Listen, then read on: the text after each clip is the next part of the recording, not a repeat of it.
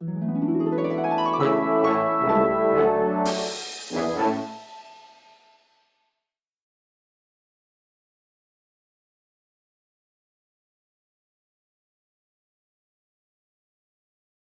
bien, bonjour à tous. Je vais juste me permettre de quelque chose de tout à fait désagréable, c'est de boire devant vous.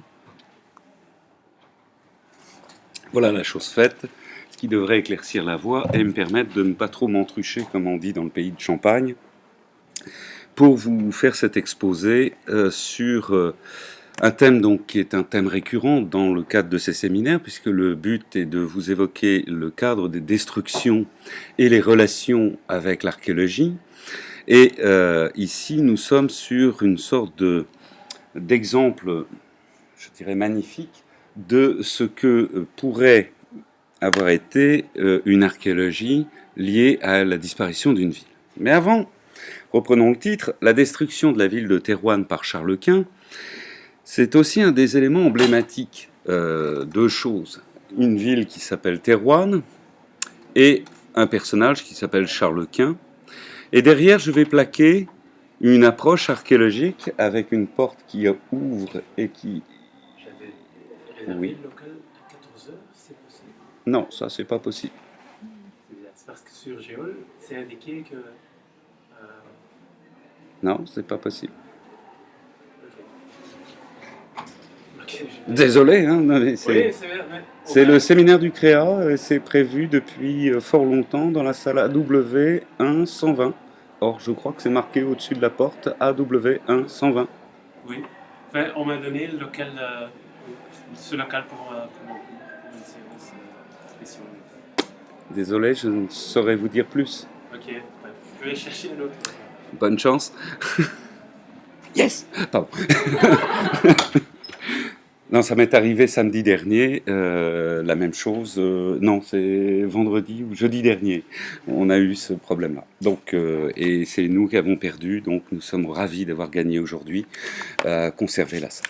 Alors, je vais me remettre quand même dans le bain parce que c'est pas toujours évident de se lancer sur un sujet. Donc, la destruction de la ville de Thérouanne, c'est un des points importants de l'histoire, qu'elle soit belge, française ou espagnole. C'est un des points tout à fait remarquables de sources écrites qui permettent d'évoquer une disparition d'une ville dans ce tournant qu'est la fin de l'époque médiévale et le début de celle que l'on appelle des temps modernes ou dit de la Renaissance. Le personnage principal sur lequel s'est bâtie cette résonance d'une disparition tout à fait remarquable d'une ville entière, on va voir le critère. C'est un personnage qui s'appelle Charles de Habsbourg, donc plus connu sous le terme de Charles Quint. Vous avez ici une représentation de ce personnage en tant que grand maître de l'ordre de la Toison d'Or. L'ordre de la Toison d'Or créé à Bruges en 1430 pour mémoire. Et ici représenté dans une iconographie tout à fait classique, médiévale, tardive, avec un personnage ici qui est donc à la tête d'un empire colossal, issu d'une famille particulièrement intéressante également, puisque Charles Quint, né en 1500 à Gand, est mort le 21 septembre 1558. Il est le fils de Philippe le Beau. Philippe le Beau, qui est lui-même le fils de Maximilien Ier, Habsbourg, avec Jeanne la Folle, qui elle est héritière de l'Aragon et de la Castille par ses parents. Donc là, ce n'est qu'une histoire que vous connaissez tous, cette montée des Pays-Bas espagnols, avec à sa tête Charles Quint, un empire sur lequel ne se couche jamais le soleil. Ça, c'est une sorte de grand classique. Alors pourquoi évoque-t-on ce personnage ici pour une bagarre, pour une grande bataille? Parce que ce personnage, ici représenté par le Titien, sur une toile de 1547, quasiment la veille de notre incident, Thérouanne, c'est là. Nous sommes dans une contrée qui est actuellement française, dans un espace que l'on appelle l'Artois, qui fut longtemps aussi une convoitise avec le comté de Flandre. Donc un territoire souvent touché par des grandes dates de l'histoire, que ce soit pendant la guerre de Cent Ans, non loin de là, au sud de Thérouanne, vous trouvez la ville d'Azincourt, 1415, une des grandes dates de la guerre de Cent Ans, sur lequel Thérouanne est une ville qui s'est développée depuis le 1er siècle avant Jésus-Christ et qui trouve une fin brutale en 1553 sous l'égide d'un siège mené par Charles Quint. L'iconographie que nous connaissons de ce conflit, la voici, nous en avons toute une série qui présente celle-ci. Celle-ci est d'une des plus anciennes, très proche de l'événement lui-même, qui est conservée à la Bibliothèque royale. C'est un dessin copie, l'original a disparu, et au centre de cette illustration, vous voyez l'emplacement de la ville fortifiée, avec bastions, grandes tours, espace de rempart, et quelque chose de beaucoup plus flou qui est l'intérieur de la ville, et tout autour fourmillent les armées menant le siège de cette contrée. Ce qui est marqué en haut, pour les non-connaisseurs de flamand, dont je fais partie, a été heureusement traduit par un de mes collègues de Leuven, qui est Peter Martens. Et Peter Martens, qui est un spécialiste de ce conflit du XVIe siècle, traduit la chose de cette manière. L'empereur assaille les remparts de Thérouanne, première ligne, et très férocement rasé, cela coûte des larmes à la France. Vous imaginez comment mon petit cœur saigne en voyant rien que cet aspect-là. Et il faut ramener également cette dimension au fait que cette ville, cette disparition de ville, a été marquée le 20 juin 1553. L'armée impériale de Charles Quint prend d'assaut la place forte de Thérouanne au terme d'un siège de 7 semaines. Tout cela pourrait passer d'une manière anodine. Ce n'est pas la première ville qui subit un siège. Au contraire, dans cette période de la guerre des Pays-Bas, matinée d'un côté de l'héritage de Charles le Téméraire, donc de cette famille de Bourgogne, qui a étendu ses domaines à ce que l'on a appelé l'État bourguignon. L'héritage de Charles le Téméraire est bien sûr revendiqué par Maximilien Ier, mais beaucoup plus fort par Charles Quint, qui lui tente de reconstituer ces domaines perdus. De l'autre côté, l'autre belligérant, c'est essentiellement, pour faire simple, François Ier, qui, à partir de 1515, va avoir à mener la poursuite des conquêtes d'Italie et n'aura de cesse que d'essayer de reconquérir Milan, par exemple, de ces grandes villes qui font partie de cette envie de développer le territoire français. Donc d'un côté, un intérêt de reconquête de ces territoires flamands ou d'artois, et de l'autre côté, une volonté de monter en puissance les armées en direction de l'Italie. Pourquoi donc des conflits menés dans ces régions? Eh bien, tout élément, ici, je suis un peu perdu, excusez-moi, c'est pas tous les jours fait, mais c'est pas toujours évident de se relancer sur ce thème-là. Mais en gros, cette disparition aurait pu passer inaperçue. Comme beaucoup de sièges de villes, on prend la ville et l'étape guerrière passe, et ensuite la ville renaît de ses cendres sans aucune difficulté. Et c'est là où la prise de la ville de Thérouanne détruite, dans un cadre de siège, c'est courant, un siège qui détruit une ville. Mais au point d'interdire la reconstruction d'une ville, en la rasant définitivement, c'est un des très rares cas de l'histoire. Et c'est un cas extrêmement intéressant puisque c'est une prise de décision totalement volontaire. C'est pas la nature du siège qui a entraîné la destruction irrémédiable de la ville, c'est la décision de l'empereur Charles Quint de signifier que cette ville ne renaîtra jamais de ses cendres. Et on y mit les moyens de telle manière à ce que celle-ci disparaisse de l'ensemble de ce territoire des pays. Alors, c'est un événement historique, c'est un événement très documenté par les sources écrites, mais également par l'iconographie qui accompagne cette destruction. Ce que l'on ne sait moins, c'est que c'est une ville au passé très ancien, une ville qui émerge dès le 1er siècle avant Jésus-Christ, qui se développe jusqu'en 1553 et qui, le 31 août 1553, disparaît irrémédiablement. Autre aspect, c'est une ville médiévale prospère et qui demeure mal connue.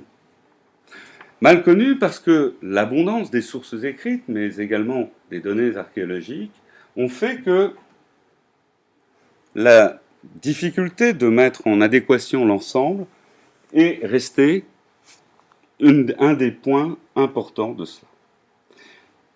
Et c'est une ville qui s'intègre dans un paysage qui est assez intéressant parce que, au départ, la ville est en parfaite adéquation avec sa campagne.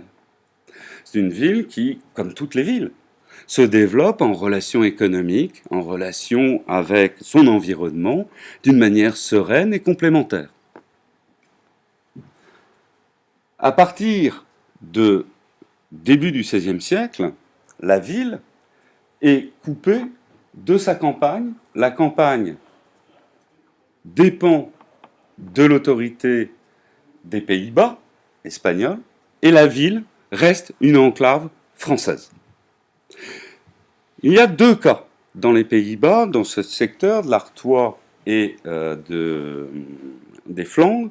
C'est la ville d'Edin, qui est issue de la formation d'un château et d'une ville qui s'est développée à partir de la cristallisation de ce site.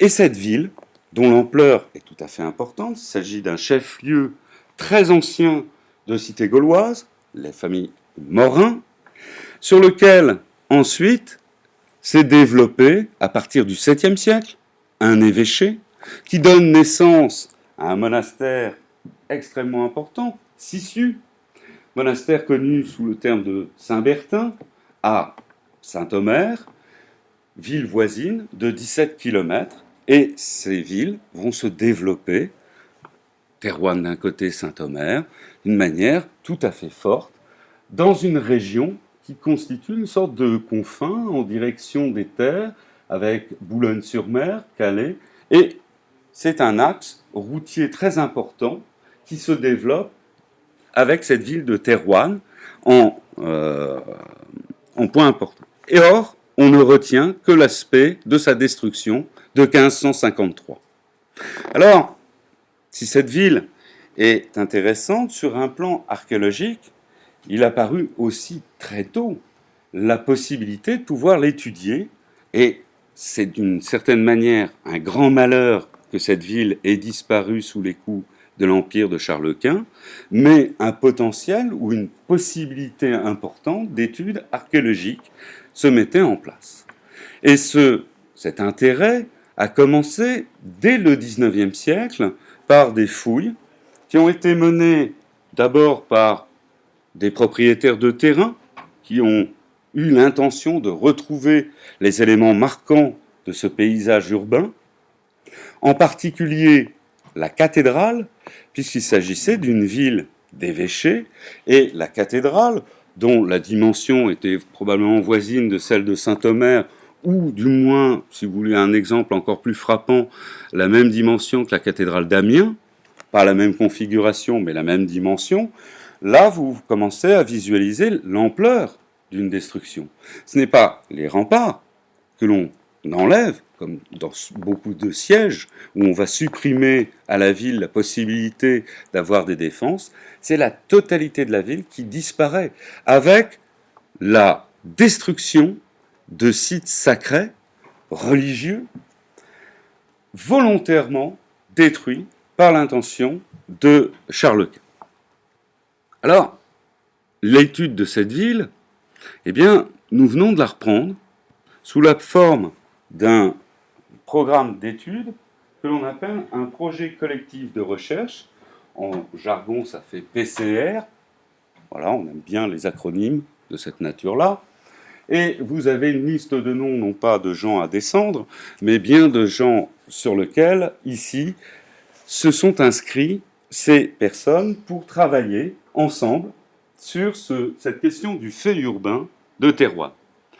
Alors, la plupart des noms ne vous donneront probablement pas grand-chose, à moins de les connaître personnellement.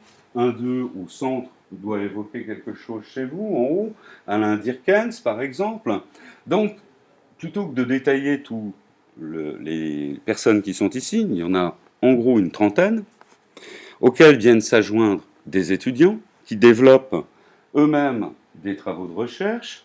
Ce travail a débuté en 2015, donc l'année dernière, après que l'État français m'ait confié en 2014 le soin de réunir une équipe de telle manière à mettre en place une étude complète de cette ville en y intégrant toutes les données, sources écrites, iconographiques, et de dresser un état complet de la recherche de cette ville. Alors, dedans, vous allez trouver des historiens, des archéologues, avec diverses spécialités de périodes. La ville couvre une période qui va de l'époque antique jusqu'au début de l'époque moderne. Donc, les spécialistes de ces différents domaines sont réunis dans ce cadre. En histoire de l'art, toute une série de collègues se sont mis à disposition pour pouvoir travailler sur les restes architecturaux, les lapidaires, les fragments de sculpture, et vous allez trouver des amis, bien sûr, sinon on ne travaille pas bien. Philippe Plagneux, par exemple, Philippe Plagneux, qui est donc professeur à l'Université de Paris 1, Panthéon-Sorbonne, et qui est un spécialiste de ce phase de transition entre l'époque, enfin, le style roman et le style gothique, par exemple, pour faire simple. C'est un atout majeur pour identifier la nature des lapidaires que l'on peut avoir de conserver sur place, auquel on s'est adjoint Étienne Hamon, un spécialiste du monde flamboyant, auquel vient s'ajouter Pierre-Yves Le Pogam, qui est lui conservateur du département des sculptures du Louvre. Vous voyez, je pourrais compléter de cette manière-là. Alors faisons-le simple, des archéologues, spécialistes des différents domaines, mobilier, structure, d'autres, la topographie, auxquels vous allez adjoindre des historiens d'art spécialistes dans leur domaine, auxquels vous joignez des historiens spécialistes de la transcription des textes, auxquels vous allez adjoindre encore les différents domaines qui vont permettre d'analyser structurellement ce qui reste de cette ville. Donc, des géologues, des géomorphologues, des gens qui vont être capables de mener des prospections d'un style nouveau et que l'on a intégralement renouvelé dans le cadre de ce programme. C'est cela qui constitue les données totalement neuves que vous allez voir dans cet exposé et qui ne sont pas encore publiées. Donc le but de l'opération, c'est de vous montrer un travail d'archéologie de pointe mené sur un site déjà emblématique parce qu'il représente un élément très important de l'histoire et sur lequel l'archéologie a beaucoup d'éléments à apporter. Mais vous verrez que l'histoire n'est pas simple et pas facile à mener dès qu'on parle d'archéologie, souvent en France. Bon. Alors, cette archéologie, ici, elle va avoir également des apports de nouvelles technologies et d'analyse spécifique des mobiliers. Tout ça est en cours et c'est un programme d'études, comme vous pouvez voir, donc 2014 jusqu'à 2017, finissant, où le but de l'opération sera de fournir l'intégralité des données issues des fouilles. Et ce n'est pas simple. D'une part, parce que c'est une ville Ça, vous ne l'aviez pas à l'écran? Vous venez juste de la voir? Bon, ben voilà, vous avez le résumé. Donc, c'est une ville qui est rendue célèbre par sa disparition brutale. Ok. C'est une ville qui s'étale sur le long terme. Et généralement, ce que l'on connaît de cette ville, c'est l'alpha et l'oméga, je dirais, le début et la fin. Mais au milieu, on ne sait rien. Et en particulier, dans le cadre de cette ville de Thérouanne. Alors, cette ville de Thérouanne, elle apparaît sur des documents extrêmement anciens. Ici, nous avons par exemple l'étape de Peutinger, avec la représentation sous son nom ancien de Tervana. Voilà le point mentionné sur cette carte de développement, vous voyez situé ici. La topographie de ce secteur du nord de la France, donc qui correspond au département du Pas-de-Calais, est extrêmement différent si vous le considérez à l'époque antique, médiévale ou même moderne. Le paysage, la notion d'environnement de cette ville est quelque chose qui a beaucoup changé.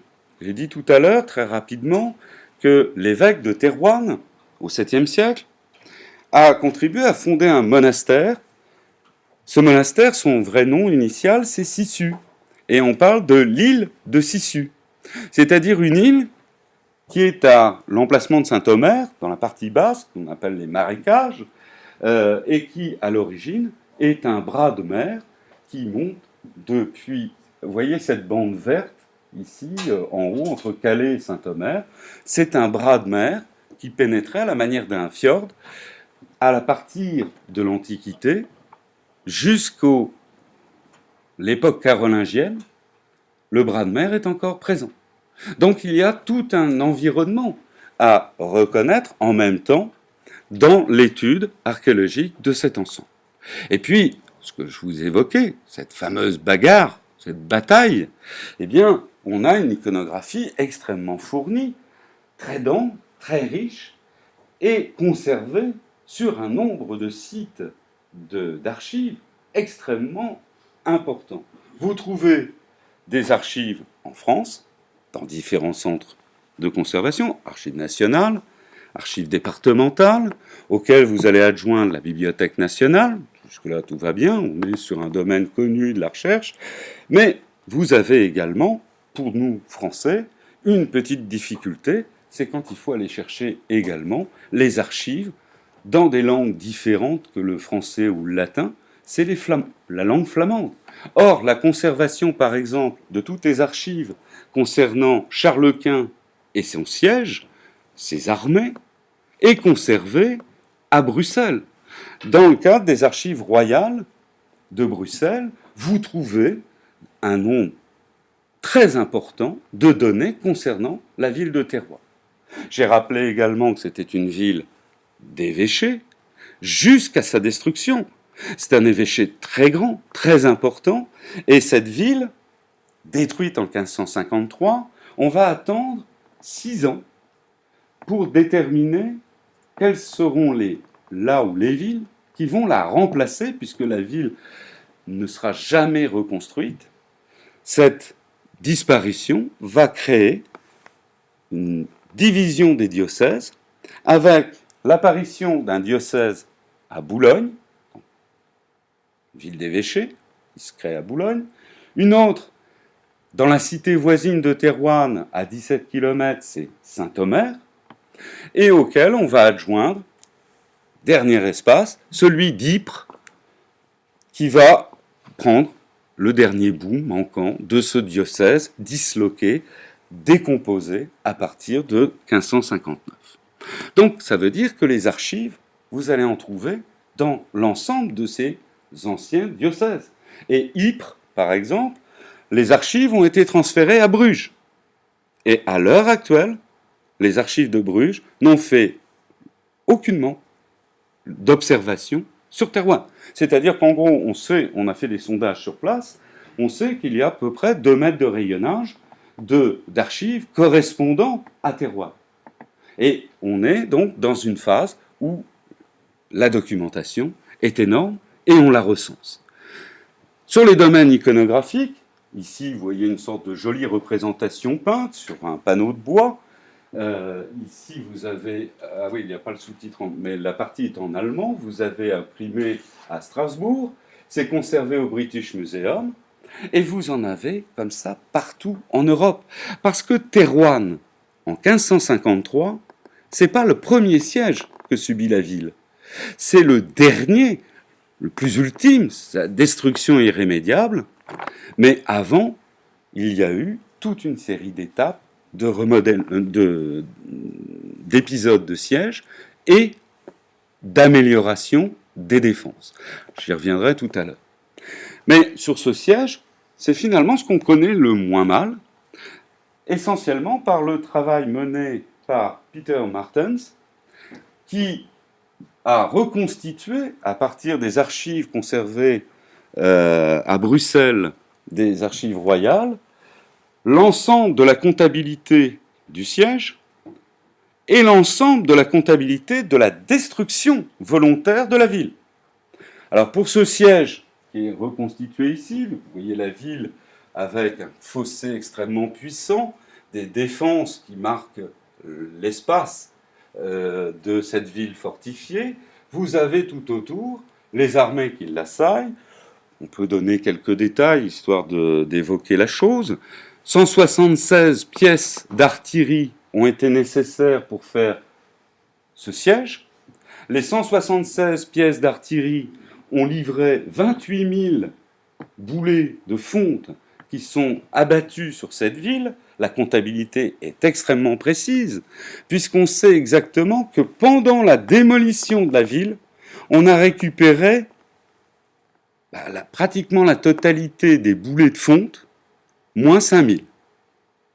Donc vous imaginez l'état de cette comptabilité, la précision et les moyens investis pour prendre d'abord cette ville, puis ensuite la réduire à rien.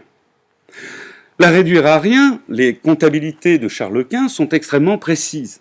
Il y a des légendes locales qui évoquent par exemple que Charles Quint aurait mis du sel épandu sur les terres pour que rien ne repousse. Enfin, vous voyez un truc. Il suffit de lire la comptabilité pour s'apercevoir qu'on a été beaucoup mieux servi que d'aller chercher du sel quelque part. Bon, la mer est à 70 km de là, mais c'est en fait en mettant en place des fours à chaud, en réduisant les pierres à de la chaux vive que l'on a répandue, que là se disparaît définitivement la possibilité d'utiliser les sols. Définitivement, c'est pas tout à fait vrai. La chaux vive dans un terrain, ça va bloquer 8 à 10 ans la possibilité d'avoir à nouveau des cultures sur place. Enfin, c'est suffisamment important pour voir qu'on s'est vraiment appuyé sur une destruction massive. Alors, et conserver une copie au musée de Thérouanne de cet ordre de destruction signé et avec la pose du sceau de Charles Quint, de cette décision irrémédiable de détruire cette ville. Alors pourquoi autant d'acharnement, déjà? Première question, pourquoi on s'amuse comme ça ici sur une ville qui est finalement moyenne, de la réduire à rien? Eh bien, c'est une ville qui a un long passé de conflits. C'est une ville qui, comme je l'évoquais au début, avant que je sois coupé par notre professeur irascible cherchant absolument à obtenir cette salle, eh bien, la difficulté, c'est on était dans un conflit imposant de la guerre de 100 ans. Ce conflit imposant de la guerre de 100 ans, dont généralement les dates, c'est 1337-1453, de cette dimension, qu'est-ce qu'il sort?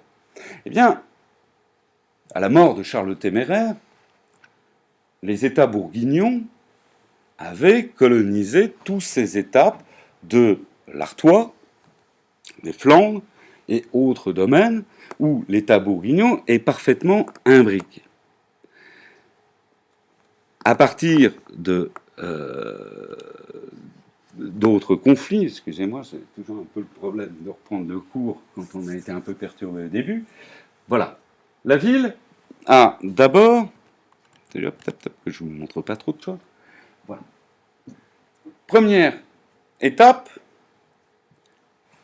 d'un côté, Maximilien Ier, Habsbourg, s'associe avec Henri VIII d'Angleterre pour reconquérir ces domaines. Ces différentes choses se passent par un conflit qui a lieu à Ginghat. Ginghat, c'est ce terrain que vous avez ici, et au fond de la Seine, c'est Thérouanne. C'est la ville de Thérouanne qui est en ligne de fond, ici, avec sa cathédrale parfaitement reconnaissable. Quand on voit la documentation habituellement, on la repère immédiatement. Et vous avez ce grand conflit. Alors, en 1513, ce conflit a entraîné la destruction de l'enceinte de la ville. 1513, les enceintes que vous avez en fond vont fondre, disparaître. Du moins, ce sont les textes qui le disent. Archéologiquement parlant, nous n'avons pas l'information précise de la nature des destructions occasionnées dans ce siège. À partir de 1537, la ville, sans enceinte, va subir un nouveau siège et vont résister vaillamment, se faisant remarquer par François Ier. Et François Ier, c'est là où l'épisode est important, va décider de changer radicalement la façon dont étaient gérées les places fortes en France avant cette date. Les places fortes françaises, la fortification d'une ville, c'est les élus locaux qui portaient le poids de réunir l'impôt et de faire ces constructions de fortification. À partir de 1537, c'est une autre forme qui va se mettre en place. L'État, à la tête François Ier, va réquisitionner ces fonds pour permettre une optimisation, on dirait ça maintenant comme ça, de ces défenses. Cette somme va être appliquée, recueillie sur l'ensemble de ces villes, pour être disposée aux endroits où il y en a besoin.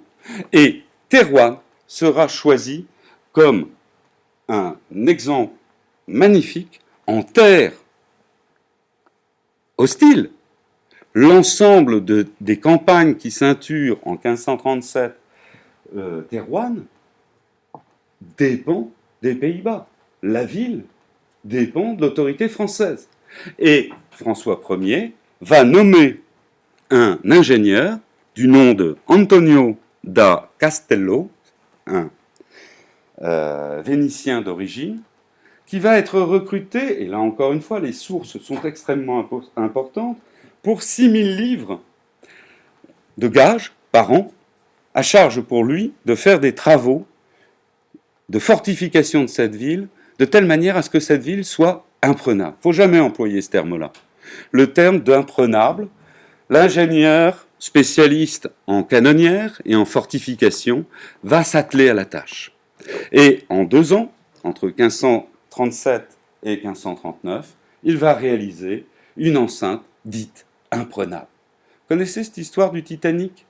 L'insubmersible? Il faut se méfier, c'est un peu la même chose. Parce que, bien sûr, une ville aussi fortement réputée d'imprenable, pour tout militaire, le fait de pouvoir la prendre devient un enjeu crucial.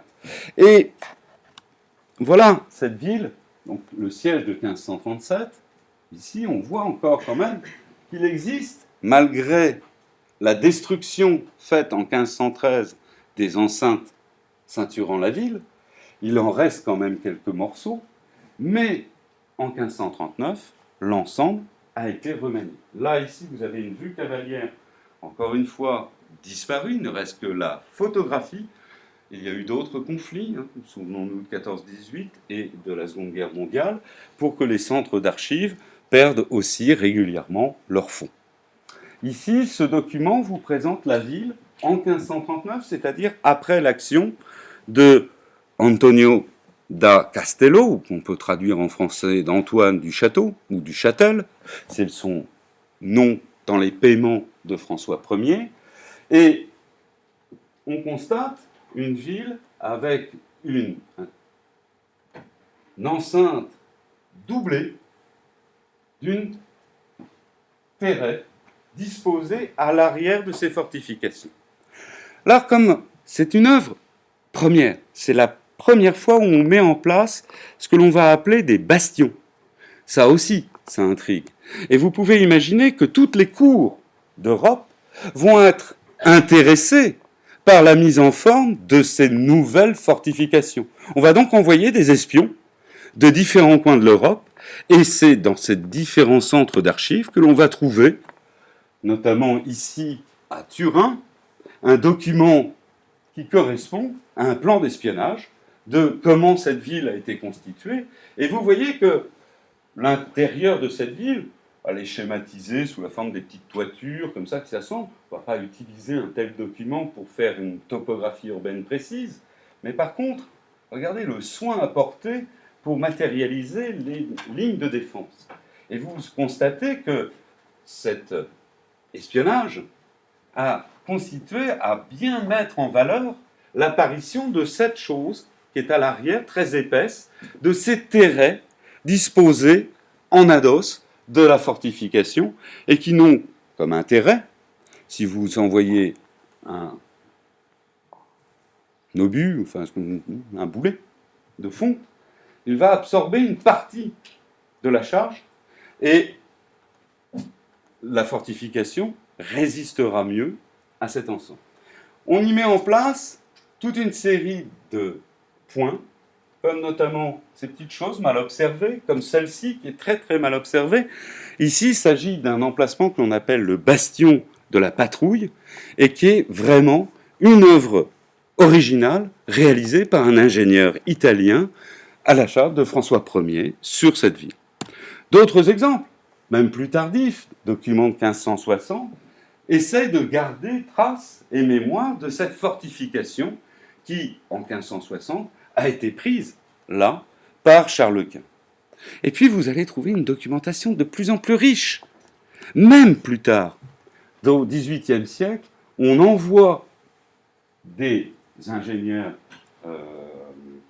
topographes relever la ville, ce qu'il en reste. Vous voyez qu'il n'en reste que quelques petits reliefs, les fossés, il n'y a plus de murs, il n'y a plus rien, et vous avez comme une sorte de vue en cratère au centre de l'espace, plus rien ne considère la ville.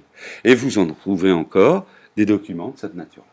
Actuellement, la ville ressemble à cela. Enfin, plus exactement, à la fin du XVIIIe siècle, un village, rue, s'est développé, porte le même nom, Thérouanne. Il y a 1076 habitants à l'heure actuelle. Et sur ce terrain, eh bien, c'est la même chose que dans toutes les villes. Vous avez besoin d'électeurs, vous avez besoin de gens qui vont venir s'installer. Et on va construire. Et vous voyez, on reconnaît très aisément, je pense que là, il n'y a pas besoin de rentrer trop dans le détail, on voit bien l'emplacement de l'ancienne ville médiévale sous cette fortification. Et ce que vous avez là, c'est un mitage.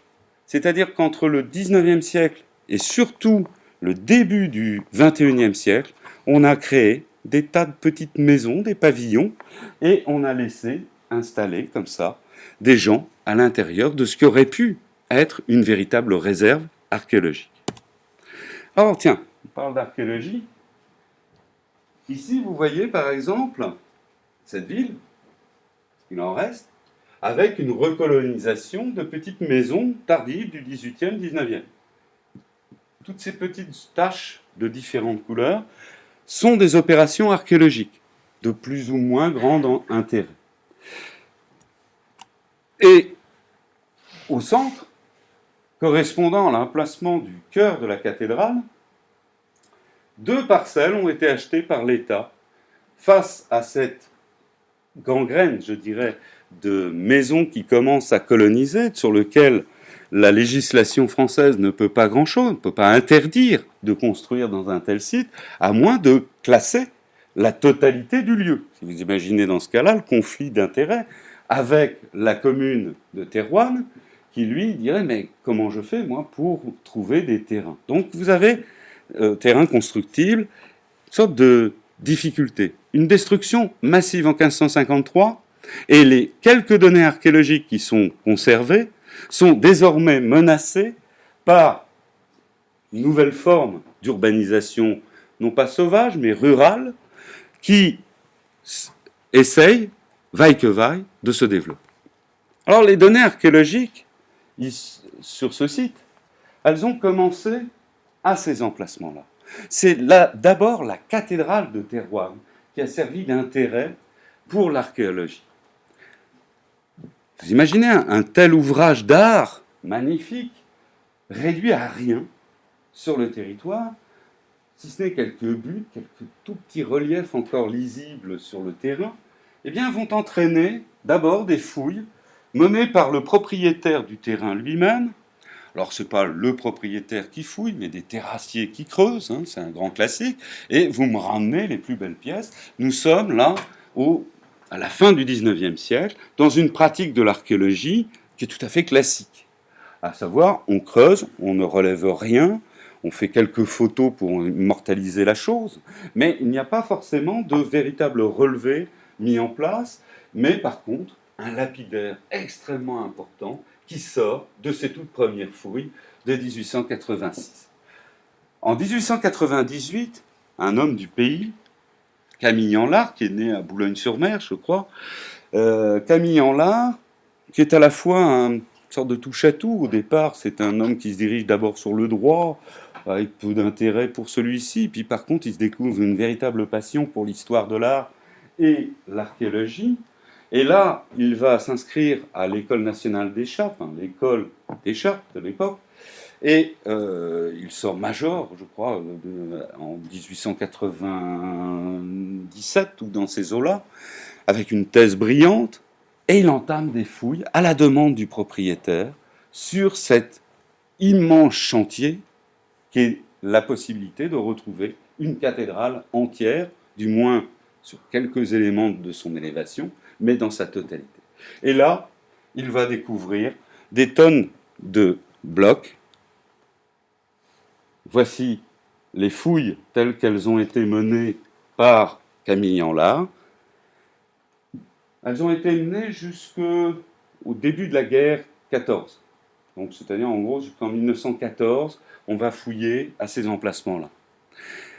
En 1903, Camille Anlard est devenu le conservateur du musée des monuments français à Paris. Et les blocs, les copies de ces blocs vont être présentés à Paris de ces fouilles et de cet élément remarquable qui correspondait à cette cathédrale.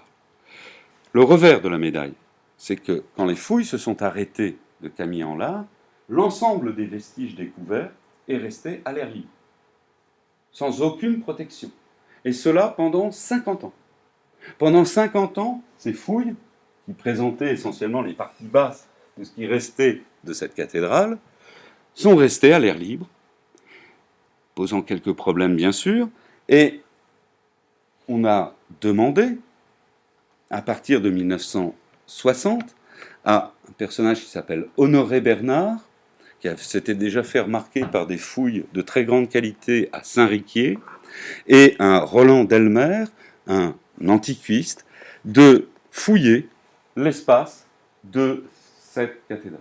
Ils se rendent compte, à ce moment-là, que la puissance stratigraphique conservée à cet emplacement de la cathédrale dépasse les 8 mètres d'épaisseur. 8 mètres d'épaisseur remettent en scène une chronologie qui va du 1er siècle jusqu'au XVIe siècle, avec plusieurs sondages répartis ou d'observations de prospection. Ils arrivent à montrer que la ville romaine était sur 170 km et que la ville médiévale, signifiée là par ce trait de contour d'enceinte, s'est réduite à en gros 60 hectares. Les fouilles permettent de retracer l'évolution de l'époque carolingienne, d'origine mérovingienne, carolingienne et roman, puis une sorte de fourre-tout gothique, l'évolution de cette cathédrale, de publier, donc là tout va bien, la vie est belle. Il y a un travail de chercheur qui va jusqu'au bout et qui permet d'amener l'apparition de cela. On parle de fouilles programmées. Et ces fouilles programmées sont des actions volontaires des chercheurs. Vont suivre ensuite d'autres fouilles programmées, celles portées par l'école des Chartes, quand Honoré Bernard a cessé son activité.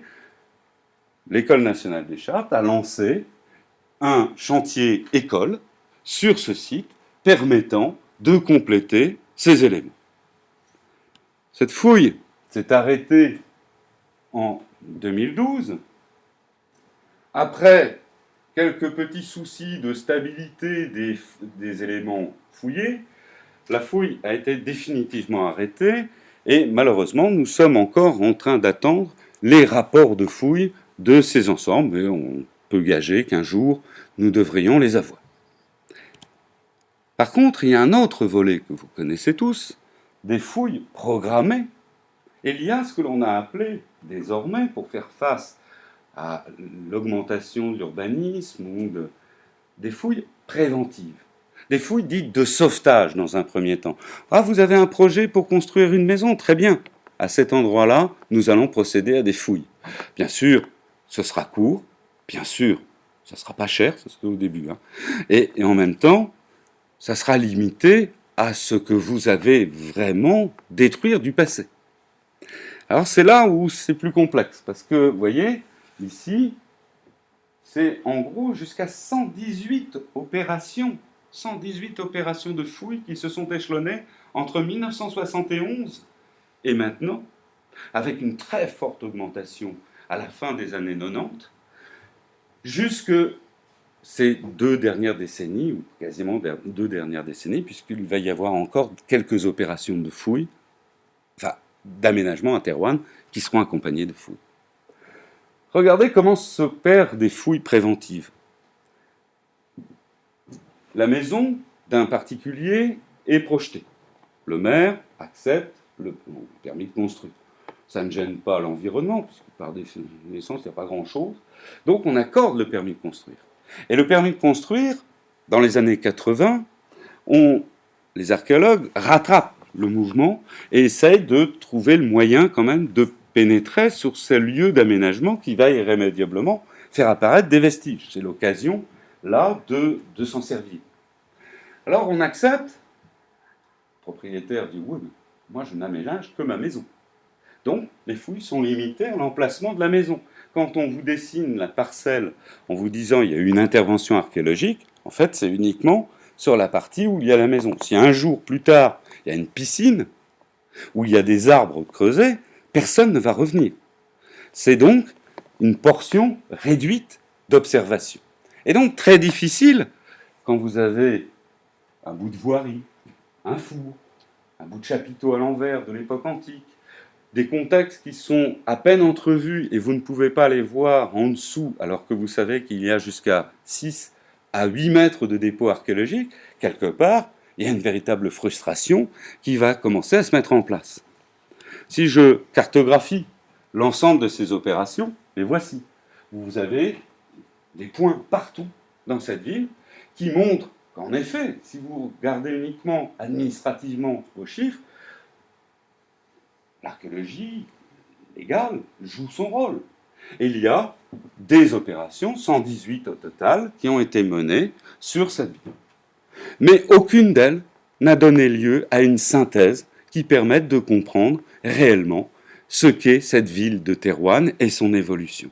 D'où la création de ce PCR, de ce projet collectif de recherche, pour réanalyser l'intégralité des données issues de ces opérations.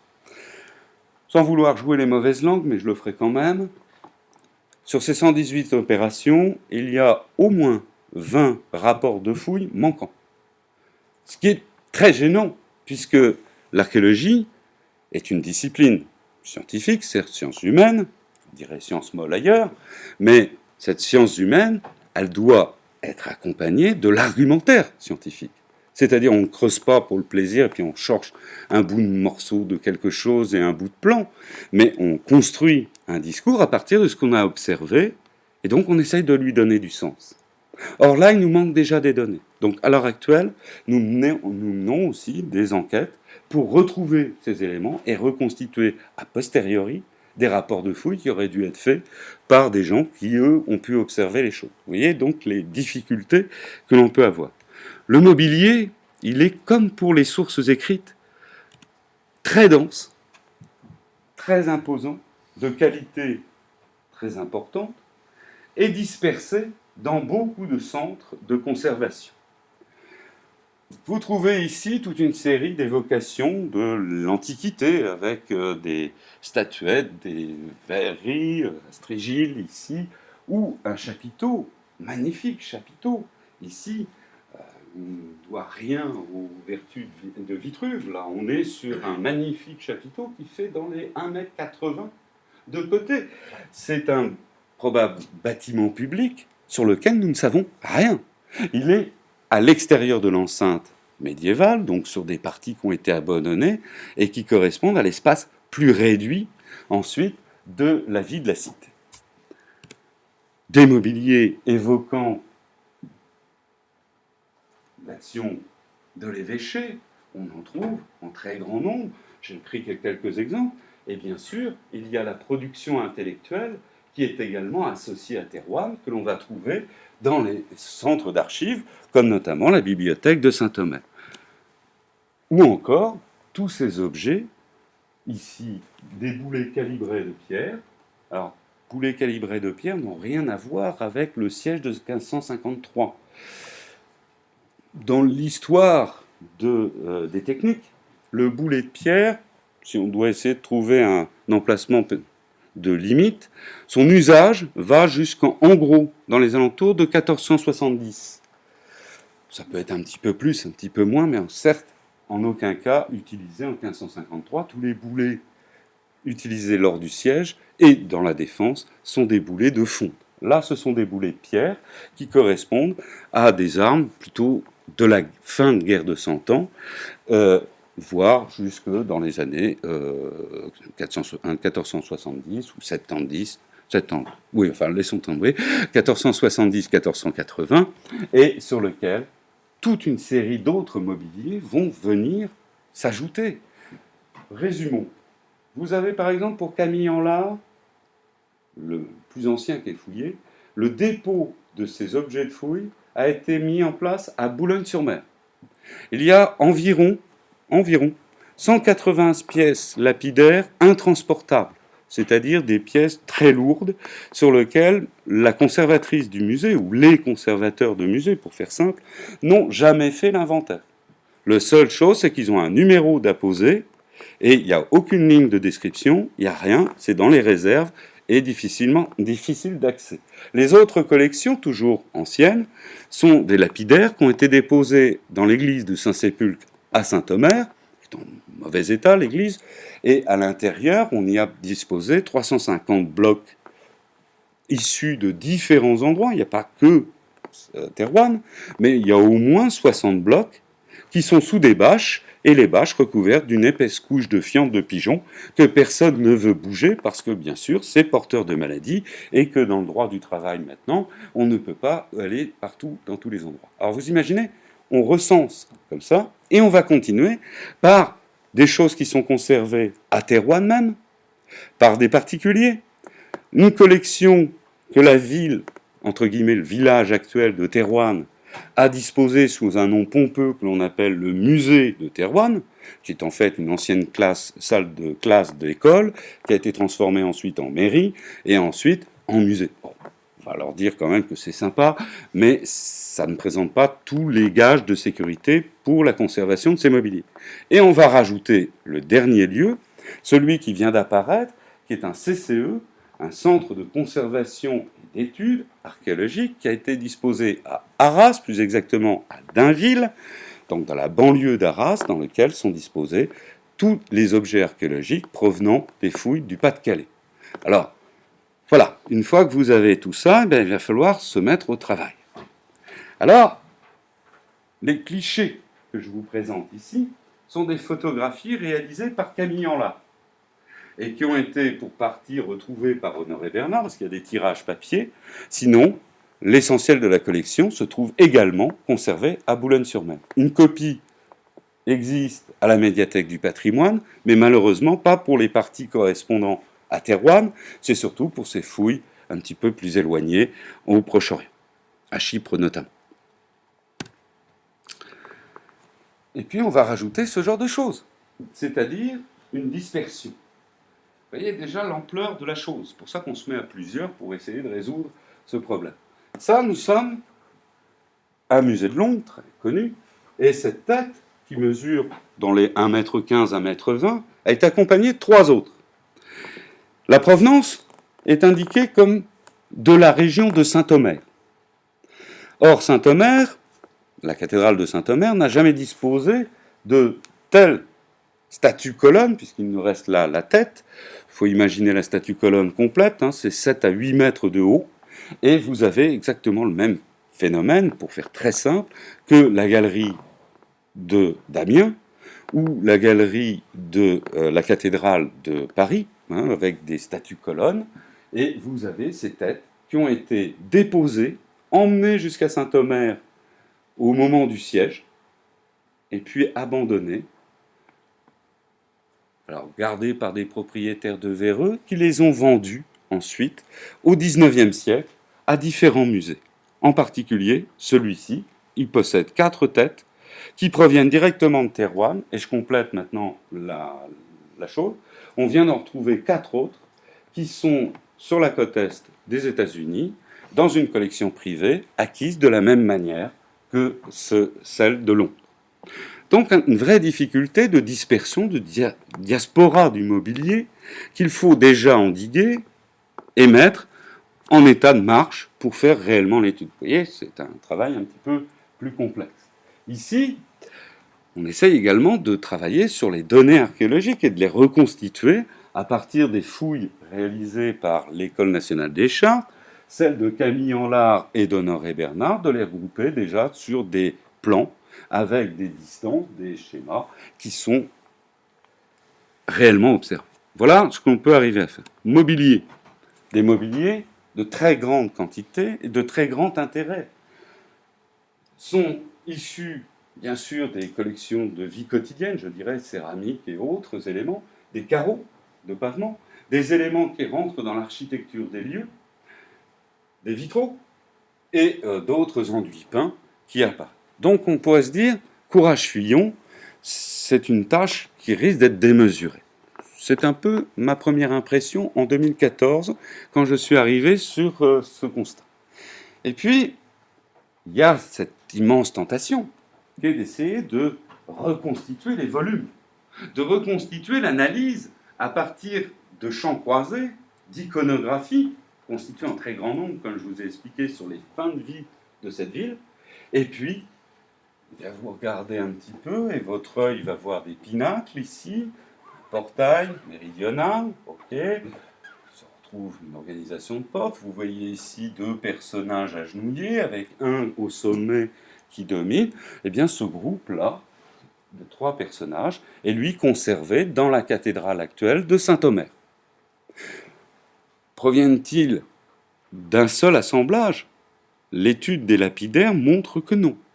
Et contrairement à tout ce qui avait pu être écrit par les historiens d'art récents de cet intérêt, notamment Ludovic Nice ou d'autres, Marc Gilles, qui avaient fait une sorte de conglomérat en se disant, voilà, toutes ces pierres viennent de la cathédrale. Dès qu'il y a des sculptures, c'est la cathédrale. Ok, c'est un point intéressant. Et vous voyez encore toute une série de blocs, donc ça c'est ce qu'on commence à étudier. Vous voyez les restes de lapidaires, c'était quand même assez impressionnant. Vous avez des têtes sculptées, vous avez un certain nombre d'éléments de blocs provenant de ces différentes organisations, que ce soit cette porte ou d'autres, et donc progressivement, on essaie d'accumuler ces données pour essayer de reconstituer, en relation avec les plans archéologiques, la structuration de ces espaces. Alors la cathédrale et l'enceinte, c'est 2 points de repère. Que dire ensuite de l'organisation générale de la cité?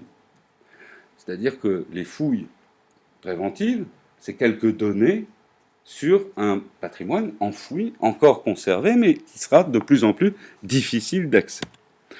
Alors, notre dilemme à nous, c'est ça. C'est réunir toute la documentation iconographique et sources écrites, réunir toutes les informations archéologiques et faire que des pommes de terre soient comparables à des fraises.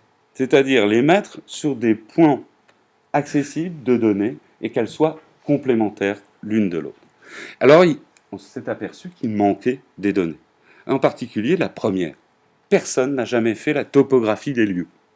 À part 1730, les topographes militaires. Depuis, plus du tout. Or, l'archéologie utilise des méthodes de plus en plus précises, de plus en plus techniques, qui permettent d'acquérir une microtopographie des lieux. Cette microtopographie, eh bien, on l'a mis en place ici par des opérations successives. Voilà tout le territoire actuellement couvert par cette microtopographie.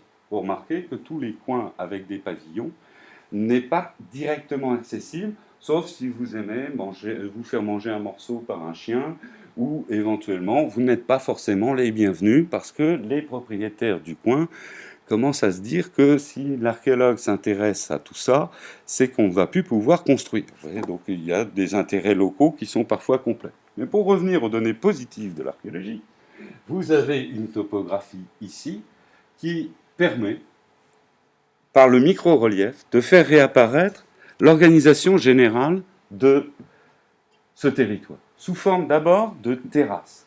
La ville a été constituée sur une pente, un point haut sur lequel a été implanté le château de l'évêque, la cathédrale, et ensuite le terrain part en pente comme ceci, ceinturé ensuite par des enceintes.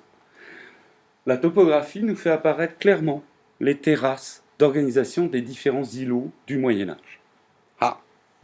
Que l'on peut mettre en relation, par exemple, avec des documents iconographiques. Ici, l'emplacement du château de l'évêque, c'est ce secteur-là, et la microtopographie fait clairement apparaître l'emplacement du donjon, de cette grosse tour cylindrique, ici. Mais, vous voyez, ça reste ténu, c'est difficile de constituer quelque chose. Alors, on appelle à la rescousse de nouvelles formes d'archéologie. Alors voilà, ça c'est l'archéologie peut-être de demain, j'en suis pas certain, c'est en tous les cas des complémentaires au travail d'archéologue.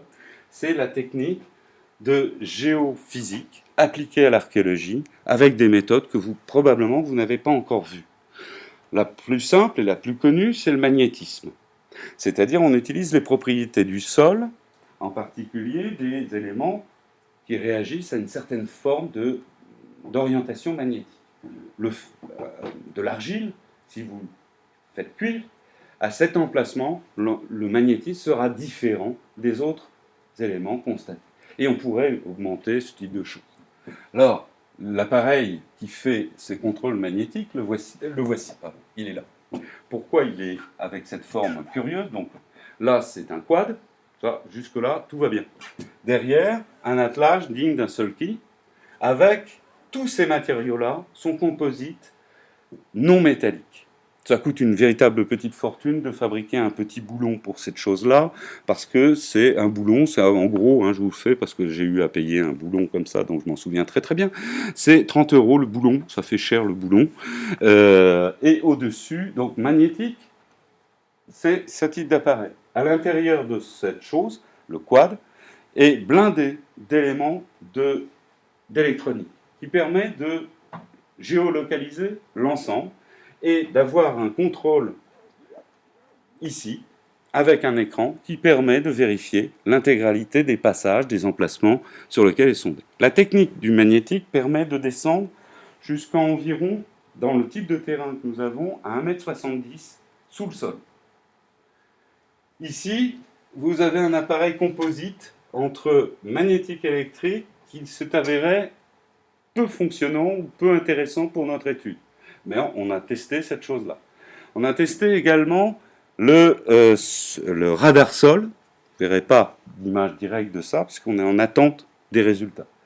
Et puis, la technique de l'ARP, donc cette résistivité électrique, qui est mesurée avec des gradients différents, c'est tout récent, Ça date d'il y a 2-3 ans. Et c'est des techniques de pointe développées par des laboratoires qui font des études là-dessus.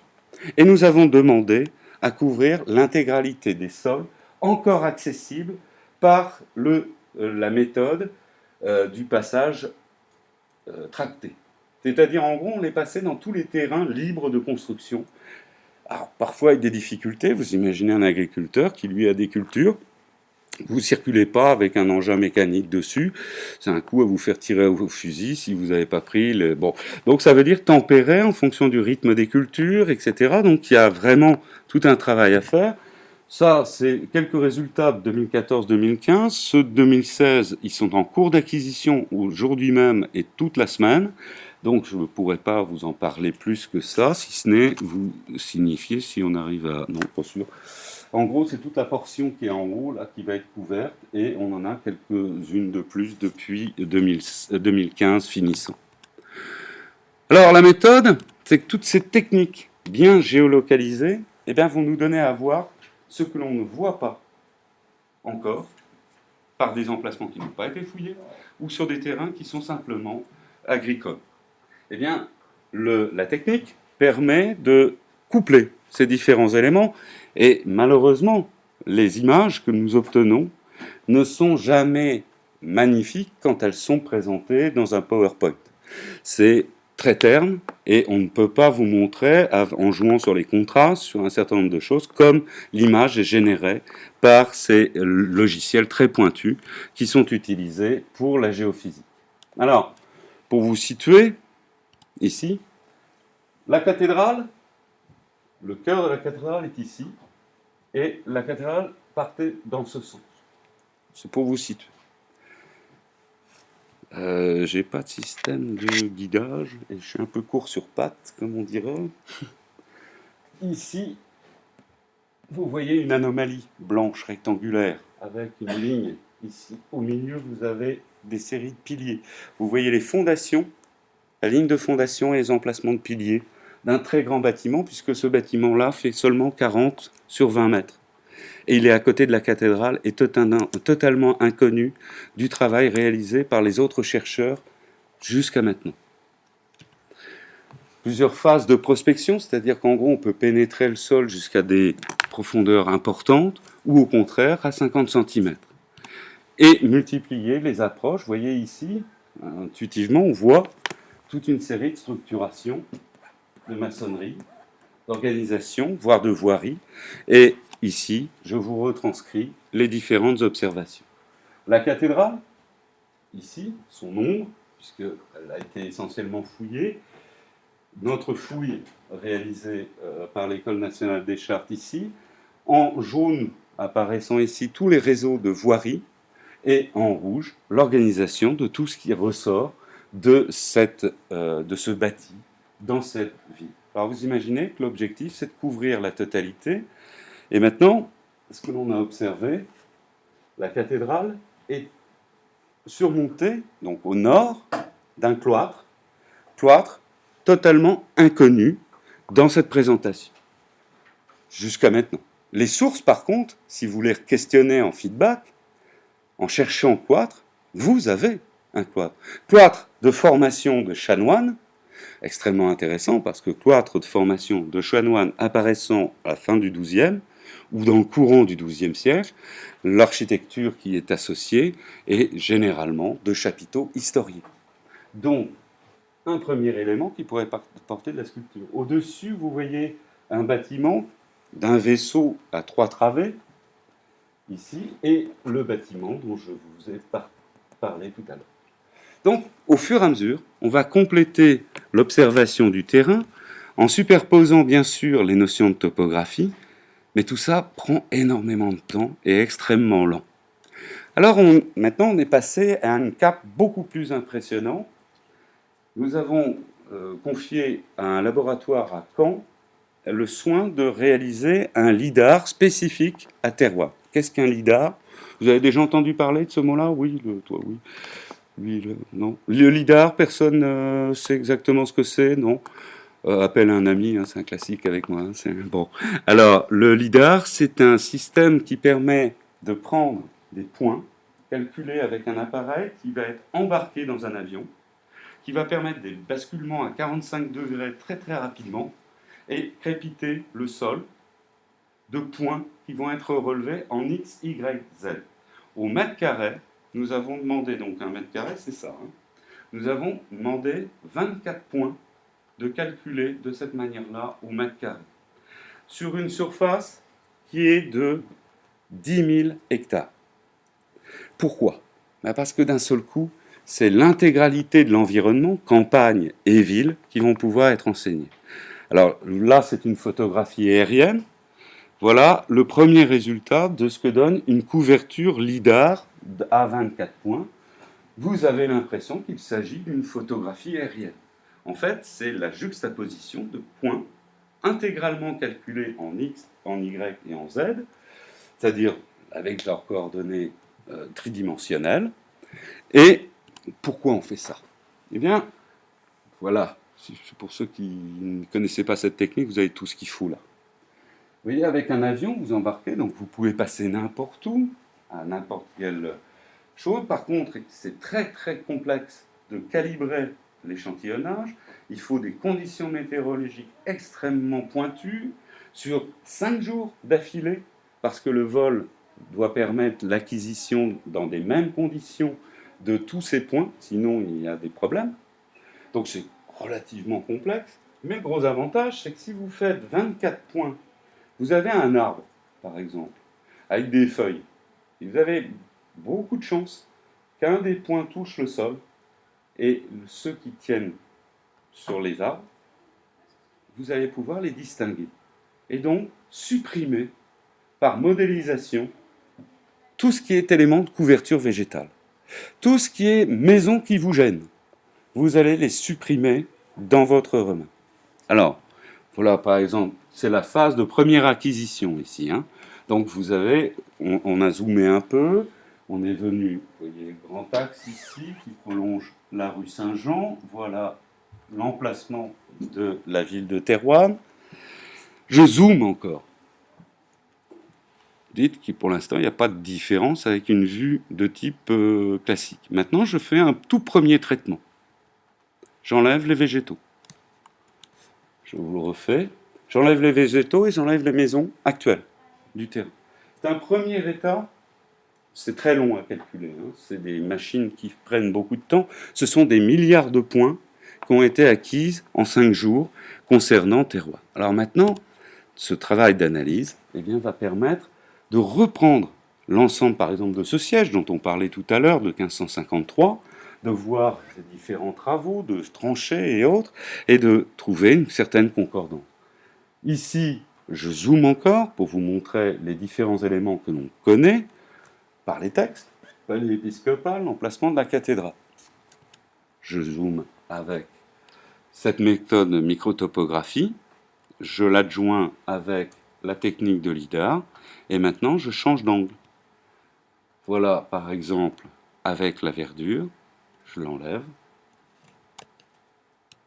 Voilà un des tout premiers traitements. Cette étape-là n'est qu'une première étape. C'est moche, il faut le dire. Vous avez le droit. Même si vous trouvez ça beau, ça reste très conceptuel. Et tout ça est en cours de traitement pour affiner encore et obtenir la lisibilité, par exemple, des murs ou des encoches intérieures de ces murs, et de distinguer jusqu'à 5 mm de dénivellation sur différents endroits. Nous n'irons probablement pas exploiter toutes ces données, mais elles permettent de redonner un cadre très précis. Je vous donne notre angle encore. Et maintenant, alors là, vous avez ce qui reste de la cathédrale, ici, et j'enlève tout ce qui est verdure. Vous y retrouvez le fossé, l'emplacement ici de l'ancien château. Là-bas, on fait apparaître, alors il faut le savoir parce que nous on a le nez dessus, mais les anciennes places de bastions qui sont absolument invisibles sur place. Et tous ces éléments végétaux enlevés vous font apparaître par exemple une anomalie importante de maçonnerie. Et imaginez que tout ça, nous allons le multiplier sur la totalité de la surface. Résumons. En 1553, Charles Quint pensait faire détruire la totalité de la ville. Au XIXe siècle, les archéologues ont pensé qu'ils pouvaient creuser et découvrir l'intégralité de cette ville. En fait, on y creuse depuis 150 ans. Et ceux qui vont finalement essayer de mettre en place une synthèse, c'est ceux qui creusent le moins, mais qui réunissent l'intégralité des données de telle manière à mettre en place un état complet de connaissance de cette ville, accessible au grand public. L'ULB, Lille, 3 laboratoires Iris, Créa Patrimoine, l'École nationale des chartes et d'autres institutions comme l'INRAP, le Conseil général du Pas-de-Calais et toute une série de chercheurs connexes sont assemblés pour mettre en place là un outil de recherche qui permette de dire que l'archéologie n'aura pas totalement balayé une ville, mais bien au contraire l'a fait renaître. Je vous remercie de votre attention.